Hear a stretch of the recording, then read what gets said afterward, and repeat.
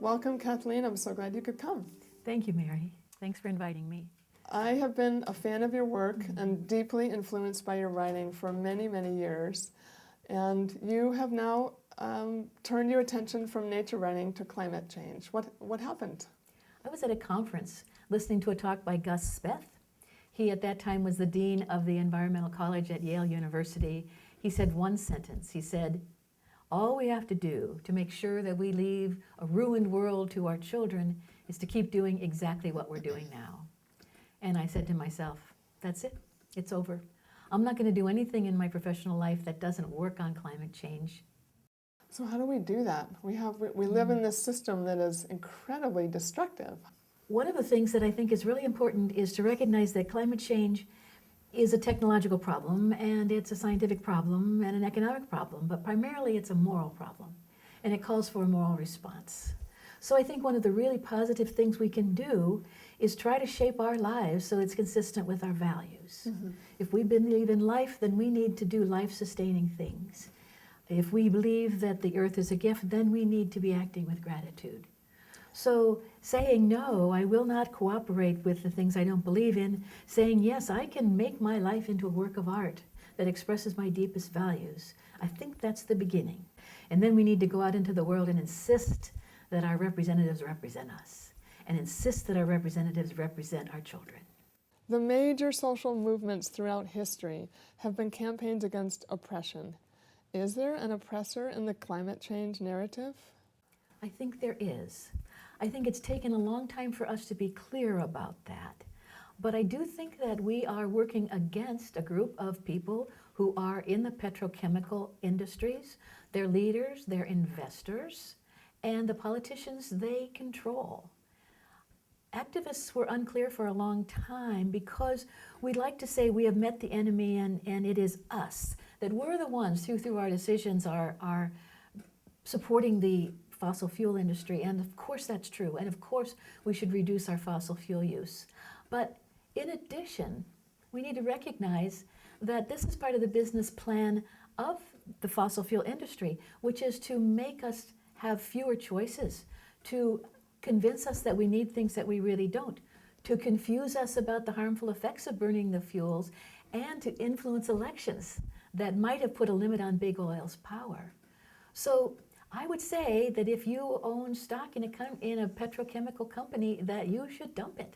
Whether it's a university fund or a retirement fund, insist that they do not participate in what you believe is wrong. When a system is such that people making money threaten to disrupt the planetary cycles that are supporting life on Earth in order for them to increase their own profits to unimaginable levels, I call that moral monstrosity on a cosmic scale. So since the scientific community has reached consensus about the reality of global warming, not just the reality of global warming, but the human cause to global warming, do we need to listen to climate change deniers anymore? I used to think that we had to convince every single denier on the face of the earth, but now I think that's just a distraction. I think that fossil fuel industry has put enormous amounts of money, in fact, $500 million within the last few years, to convince us that climate change is still an open issue. It is not. I look at it this way. If your house is burning down, you're not going to stand there debating as to whether the fire was caused by human beings, arsonists, or whether it was caused by natural forces, lightning. You're going to put out the darn fire. You're going to throw everything you have at it. You're not going to start criticizing the people who called 911. You're not going to set up a jobs program to train the firefighters. You're going to put everything you have into putting out that fire. Especially now when that house that we're talking about is the earth itself. There are people in that house, about 7 billion of them. Some activists say there isn't enough time to make the huge changes necessary using only nonviolent tactics. Do you condone the use of violence on behalf of the planet? I don't. I don't think that you ever can stop something by using it. I think that we have to try nonviolent protest. People say that nonviolence doesn't work, but honestly, we haven't really tried it yet. We only are at the beginning of starting to think about how direct action might help the movement. But I think that when you talk about not having enough time, you're absolutely right. There isn't enough time to let events take their own course. We have to shape them. How? Try other forms of nonviolent action. Try boycotts. Try civil disobedience. Harness the world's religions. Create these extraordinarily creative political protests. There are so many things we haven't really tried. Maybe we should gather the choir at the edges of the destruction. We should gather the choir and line them up along the line where the sea will rise. We should gather the choir on the railroad tracks in front of the coal train and let them sing the Requiem. Is a moral argument the best approach for getting people to change their behavior? If you look into American history, you can see that every time we've made a pretty quick and sharp turn, it's been because of a rising wave of moral affirmation. You look at the American Revolution, which was about great principles of human justice and rights. You look at the emancipation of the slaves, a terrible long time coming, but when it came, it was motivated by this shared view that there is decency and indecency in the treatment of human beings. The civil rights movement, the suffrage movement for women, all of these came about because the American people decided together in many ways that there are principles of moral affirmation, there are principles of moral justice at stake.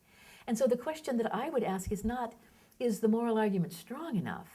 The question I would ask is, can we make progress on climate change without that same kind of moral affirmation? Well, do you think that people have trouble directing their moral outrage at the worst offenders because maybe they feel that they themselves are responsible? We're not entirely responsible. When people say we've met the enemy and he's us, I say baloney. I didn't cause an oil spill in the Gulf. And I didn't work to undermine the EPA. And I'm not lobbying to open drilling in the Arctic or cut funding for alternative energy sources. The point that I would remind people of is that big oil is pouring billions into shaping government policies and consumer preferences. And we say, oh, I should be a more mindful consumer. Well, yes, we should, but that's only the beginning. We need to hold governments and corporations accountable. I don't understand what we're waiting for. Well, I can tell you that a lot of us, especially parents, are waiting for our lives to feel less busy. You're too busy, I guess, to stop the Not just extinction of me. species. All my Okay. friends are too All busy of us too. are too busy. Yes. And we might ask ourselves why. Mm-hmm. Why are we too busy to do what couldn't be more important, which is to stop the planetary disaster, to stop this killing off of the species, to stop destroying the world our children will have to live in, to stop mining out all the resources. I used to think it was enough to try to live simply and do our very best. I don't think so anymore. I think we have to find the time to be politically active. We have to find the time to make corporations accountable and make our representatives accountable to us and not to them. Many parents are worried about the environment, but we find it hard to shrink our carbon footprints without feeling like we're depriving our children. I mean, I'm going to drive to another state tomorrow for a soccer tournament. Right. I understand, Mary. But the irony is that we're hurting our children even as we believe that we're trying to protect them. And it's ironic and it's tragic that the amassing of material wealth in the name of our children's future is precisely what is going to devastate that future. Our children have to live in whatever is left of the world after we get done using it up and wrecking it. So I would worry about the harm that we do to our own children, but the harm we do to other people's children, particularly children in the southern hemisphere and children at the margins, the economic and geographical margins, they're not going to know even the short-term benefits of fossil fuels. And they're the ones who are going to suffer the most as the seas rise and as the fires scorch croplands and as diseases spread north. So if we are concerned about children, let's be concerned not only about our own children, but about other people's children who are equally loved by their parents. I wonder if maybe you're not a little bit hard on us parents. Many of us struggle financially. There's many parents, half are single parents, and it feels almost impossible to take on climate change. Oh, I understand. And if I were trying to create a world in which I could make money with as much brutality and impunity and damn the consequences, I'd create a world where I was weakening public education. I'd crank up advertising to the children. I'd put as much stress as possible on the parents. I would isolate the parents from their children. I would substitute my profits for your values. I would create distractions, inviting your children to live in an imagined world so they don't notice what's happening to the real world. I'd create a society, in other words, very much like the society that the consumer industries have created, and then I would try to convince everybody that it was their own fault. So do environmentalists fighting climate change share common ground with social justice movements? Absolutely. And that's one of the things I think is very encouraging, to find all of us coming together around a certain set of principles. One of those principles is that it's wrong to wreck the world. Another of those principles is that it's wrong to wreck the hopes and prospects of people for your own profit. Another of those principles is that we have a responsibility to the future, to leave a world that sustains joy and sustains life. Whether we're talking about toxicity in urban neighborhoods, whether we're talking about the kind of pressure to maintain families, there are principles of justice and there are principles of fairness that I think all of these invoke. What advice can you offer to people wanting to make a difference? Remember what Elton Trueblood said, a professor himself. He said, "You will find your calling at the intersection of your greatest joy and the world's deepest need." I like that.